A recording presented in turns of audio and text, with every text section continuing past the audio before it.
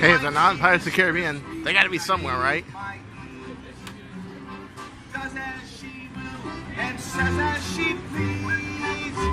I know she's the devil with the heart black as blue. Punch ladle will fathom the bull. Fathom the bull. The punch ladle will fathom the bull.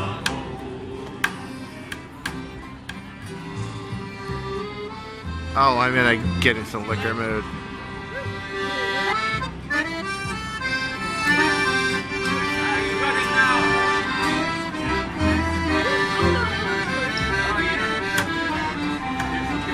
Stay in school, Levi. Yeah, you don't want to end up like these guys. Definitely no.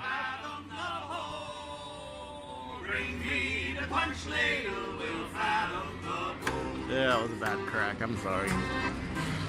These guys are good guys. Father, he lies down under the sea. No stone for his head, but no matter to him. A shot of fine vodka is death to cancel. Bring me the punch ladle, I'll fathom the bull. We'll fathom the bull. Let's all sing. Fathom the bull. Bring me the punch ladle, we'll fathom the bull. Down with Davy Jones. Fathom the hole. Fathom the hole. Bring me the punch ladle, Fathom the hole. Cool. the punch ladle, we'll fathom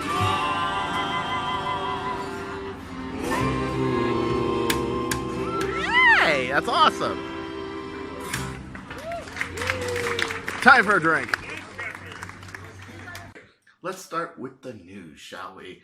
Okay, so I have a new Facebook page called Nerf Sniper Community. That's right. So I got over 100 members so far. Now, if you're just curious about Nerf sniping or whatever, you can join, check it out. You know what I mean? You don't exactly have to be, a sniper. Okay, and not only that, but sniper's just one role. Infantry is another. Close quarters combat is another. A guy with bow. I know a guy, Nate Little. He's just the most bitchin' bow guy I've ever seen with foam bows, and it really saddens me that not more has been done in the area of modding bows, but they should do more. And now they make the elastics replaceable. That's good, because before a Zing bow it wasn't. And, I'm fascinated by all kinds of Nerf, and they all have their role. So I'm not elitist that I'm a sniper. It doesn't make me better or worse or anything. It's just my play style, okay? I know a lot of people in Singapore, a lot of people in teams like Hack or TNT, that I think some of these guys are better than me. Yeah, like better players. Like more solid, stronger, more energy, Some people, that's arguable, yes or no, but I gotta tell you, yeah. Yeah, there are definitely some players out there better. It's kind of like when I hung around at Big Valley Music when I was a kid, and I asked one of my friends, Mel Trammell, who was a manager, and he played in a band called Stars and Bars. And I said, you know what, Mel, who's the best guitarist in the world? And he said, he's out there somewhere. Well, is it Eric Clapton? Was it Jimi Hendrix? Is it Jimmy Page? No, Chris, you gotta understand. One time I lived in the South, and there was a retarded kid under the tree playing a banjo, and it's the best goddamn banjo I've heard my whole life. Now, this guy was in his mid-40s, okay, and best banjo I've ever heard in my whole life. So this is one of my mentors when I was growing up. He was always the guy who called bullshit on me when I was just saying all sorts of dumb things, and that's why I liked Mel so much, and that's why I stopped in every lunch break and went to see him.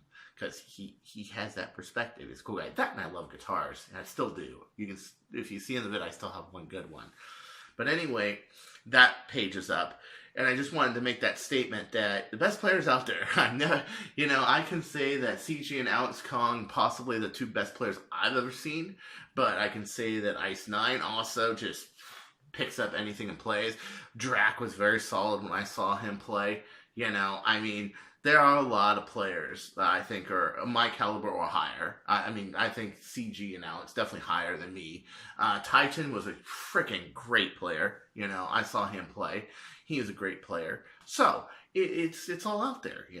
But I want to say, while I'm still on the role of playing and players, while I'm still talking about it, I want to tell you about an incident that happened at my last game.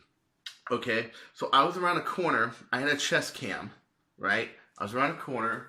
I looked over. I was kind of like, and there's a kid, and the kid ran up right next to me. And Chrono Mag. I just heard him. I heard his steps, and I just went boom, and I pointed at the sound. I was trying to aim low because I didn't want to hit him in the head, someone in the head from up close. I didn't want to go like boom, like that. I wanted to go boom. Unfortunately, I hit the kid. Fortunately, I used soft enough darts. He was an athlete. He walked on, and I'm like, wow, tough kid. And about a minute later, he was standing around a tree trying to shoot me. With a fire strike. He didn't back down. I love that, dude. With tough ass kid, man. I hope I had a kid like that. And he enjoyed the war. He didn't cry. He knew it was a sport like anybody else, like football or soccer, and he played on and he toughed it, man. Kudos. The two kids that showed up to the last war. And it's kind of tough when you're a kid and you show up to a war because your blasters, especially a Nick war. This was a Nick war, okay? This was getting warm up too. I have videos that are going up too. Oh, by the way, I have 2 more videos I got to show. I'm going to show those later, okay? I'm going to upload those later. But you show up with stock Nerf blasters like a Retaliator, a Rough Cut, or Chronos that's actually low on batteries. Dude, or not Chronos, sorry, Chaos, that's low on batteries. You know, you're underpowered when you're up against Caliburns and long shots and dual strikes and the inventor of the Chrono Mag. Yeah, you got it. Shooting that invention. Yeah, you know, it's brave. That's just brave, you know. So if you're a kid, understand, number one, most wars do not allow 13 or lower to a Nick war. So if you see us playing with high-powered stuff with brass barrels and aluminum barrels and stuff like that, dude, probably a Nick war, okay? Probably not for you. Or 2, that the parents there, or 3, that they sign some sort of disclaimer or consent or something, okay? Or the parents sign it too. Because it's not just that it's dangerous, and I can understand some kids want to play the athletes. Like this guy was an athlete, he was 10 years old, he could play. But it's also that you'll show up to the war, and you will be greatly underarmed, okay? And a lot of times we don't like to loan out blasters for the reason that some of the stuff, you know, we're working on, it's finicky, it's tough, you know, it can get broken real easy. So I have to warn you about that. If you go to a Nick war and your blasters are weak, don't, you know, really, just be a sport. And honestly, I don't care about age. If you're an athlete, you can play. Like these kids could play, okay? Like the one kid had a Panther at the end of that a friend loaned him. One of my friends loaned him, and he played, and he did great. I have no problem. And even if you don't know the rules, whatever, I'll be patient and tell you. And I don't look at people at age. I look at people at ability. And I think that I have seen some 10-year-olds that are more mature than 21-year-olds. That's not a joke. That's not a joke. It's a sad society, but that's not a joke. But at any rate, I want to explain that if that was an FVJ, that kid would have probably gone to the hospital. I would have gotten into really big trouble and everything else. But because it was a PAC-D head, silicone, soft, and it was foam, it was fine. Now, put in mind, this can happen to adults. It can happen to kids. It can happen to anybody. Okay? So keep it safe. I really don't like the hard FVJs. Do I own them? Yes. But I own them mostly for practicing, shooting at the tree or shooting outside or shooting at boxes just to test out my blasters. And so what I do is I buy ACC 5s. I cut them down. I glue the other side. Or actually, I cut them down after I glue the other side because I like to vacuum the two. And then I have some ACC 5s and some PAC-Ds. Bitchin', great, you know? Chelsea Klein made a Chrono Mag tutorial. Well, we're on the Chrono Mag and that devastating hit that happened with it. But kid walked away fine. Thank God, I was so happy. You know, this one guy snuck behind and got me. And I thought he was here to help and he shot me. And I didn't argue about the hit because... And I take it because I was just glad the kid was okay. I was like, oh man. But you know, if like, somebody can get hit point blank with a Chrono Mag that's doing 280, 300 at the moment, okay, and point blank with a silicone head, that shows just how safe that technology is. Very safe. Very safe. But at any rate, Chauncey Klein, who in McGurr is Chauncey Klein 1, okay, immigrant.com. He put up a tutorial how to make a chronomag. Now, of course, I am not the best technical writer in the world. You don't see a lot of build videos from me, and that's why. I'm just not the best. Not only that, but usually I'll do a build thing like I did with the Ultramatch pistol, the Ultramatch Fire Strike, and then I'll add on a bunch of stuff. I'll just find this, boom, boom, boom. All my stuff is a progression, see? And the problem with that is that it's hard to, and then you have to update it. I mean, I come up with stuff like at the war. I came up with the fact that the chronomag actually shoots better with a stock. Okay, so I'm going to get like a Sledgefire and put a stock on there, or I'm going to 3D print one or whatever. But like I said, to me, blasters are not like the end. Here's the mod tutorial. Here it is. It's finished. A blaster is. It's like Disneyland. It always gets built on it. Always gets improved on it. Always gets work. Look at the Bird of Prey. Okay, that thing has been going. The Type L variant has been going since 2014. It is 2018 now. Okay, before that it was stock tube all the way back in early 2014. So this design is more than 4 years old. And I'm still improving on it. The Ultramatch Fire Strike, same thing, still improving on it. So it's hard for me to do. But God bless him. Thank you so much, Chauncey. Thank you so much for putting up a tutorial. I really appreciate it, And then we got Worker with their Swordfish. They just put out a clear shell that's going to be for Flywheeler, okay? And I think that's great, wonderful. I can see how they're kind of trying to... It's almost like...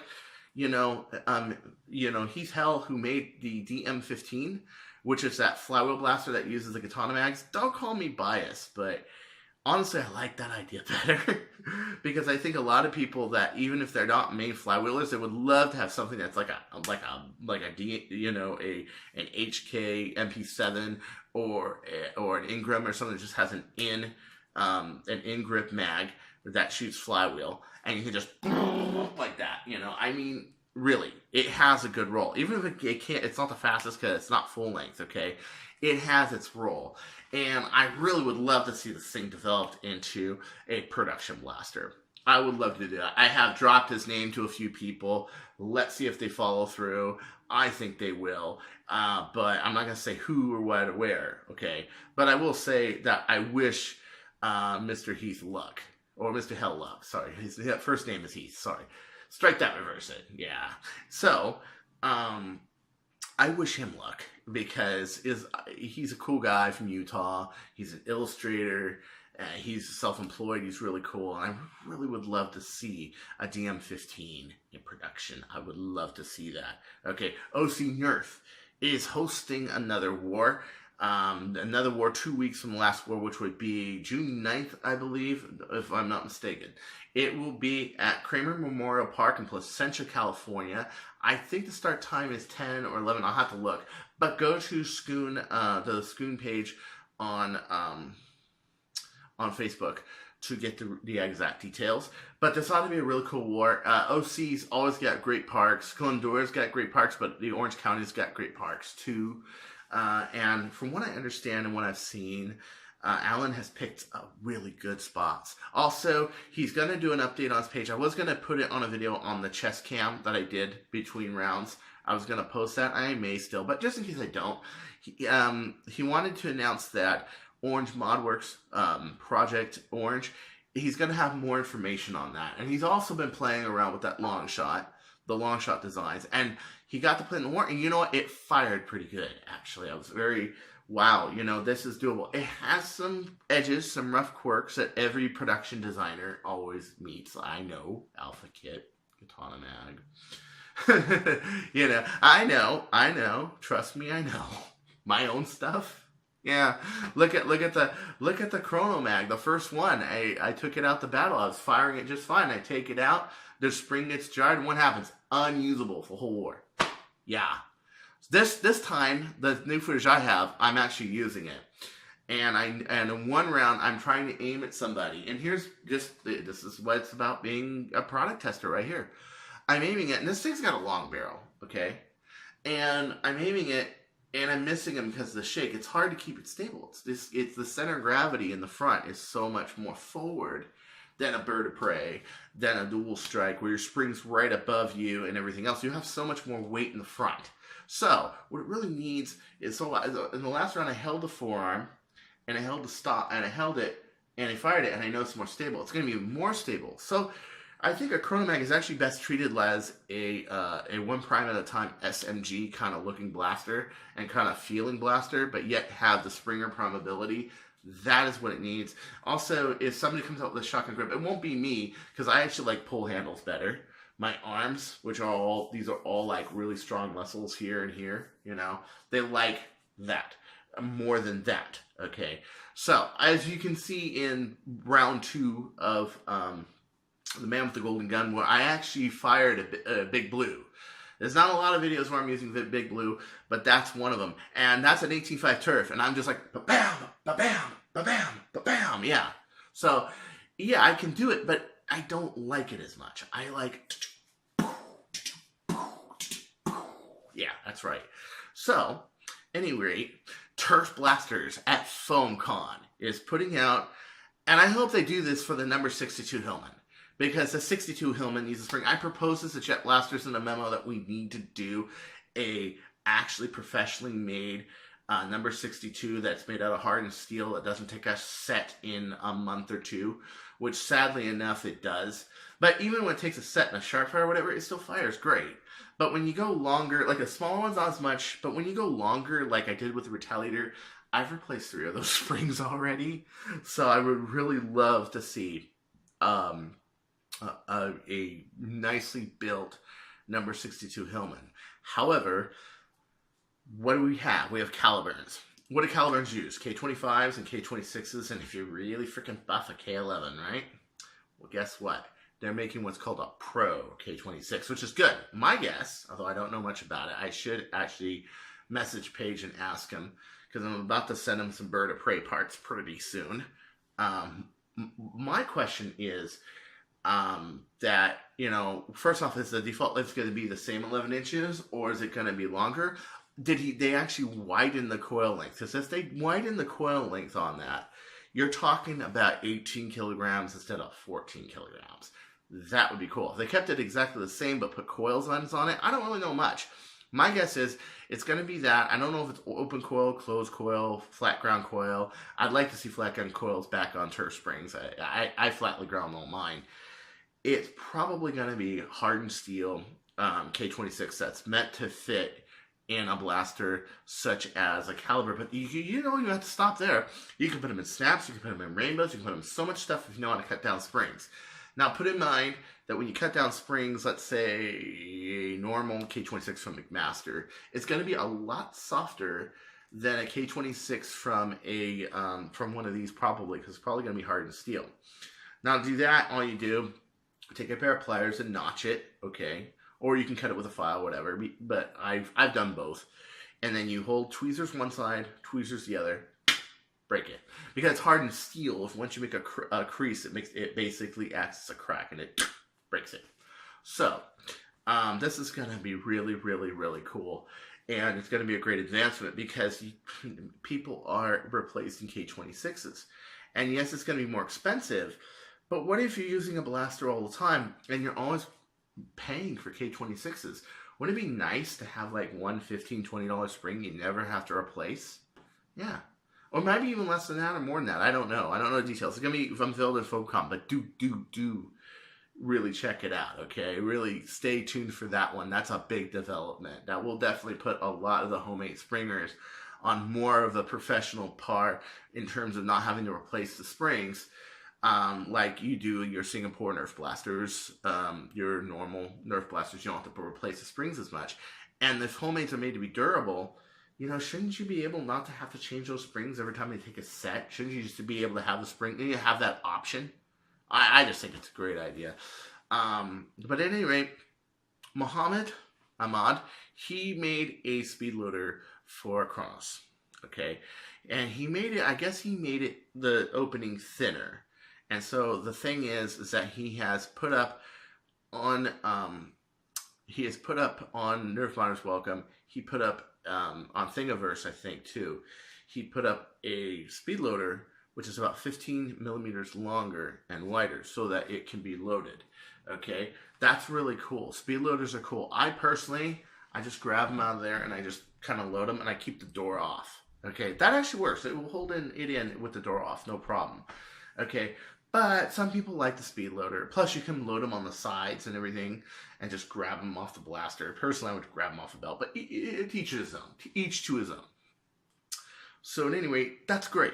That's great. And I really like the fact that I see a lot of improvement in the Chronos. I see draw pulls. I see improvements on the Chronomag. One guy, he actually made a pull handle out of aluminum, and he used the holes that were inside the slide. Ingenious. Great. I really hope that this thing with the Chronos keeps going. I hope we start seeing some more professional kits and some more professional mods done with it. Because that is Blaster's just, man, so versatile. It's like the next long shot but pistols. I'm serious. So until next time, this is Chris Cartea. Don't you go changing, or I'll find you.